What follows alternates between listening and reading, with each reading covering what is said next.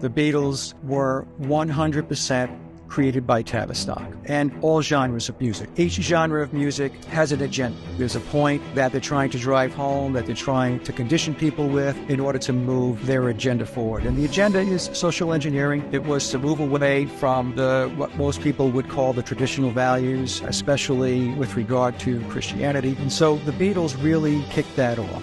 And we can argue that it went before the Beatles with Elvis and so on, but the big push with the British invasion started with the Beatles. So the Beatles were 100% a creation of Tavistock. You know how this works. There's this whole grooming process that takes place. So the Beatles were put in place in order to break down the cultural and societal norms at the time. And they did it in a way that was very methodical, it was very incremental. For many people, it wasn't very shocking. Maybe to the adults, to the older folks it was, but for the younger folks, the younger generation, they just soaked it right up. And it was to pull people away from the societal structures that their parents were accustomed to. And that was the very beginning of the 1960s, is when Crowley's Aeon of Horus was being pushed very hard going forward. And now it's 60 years later.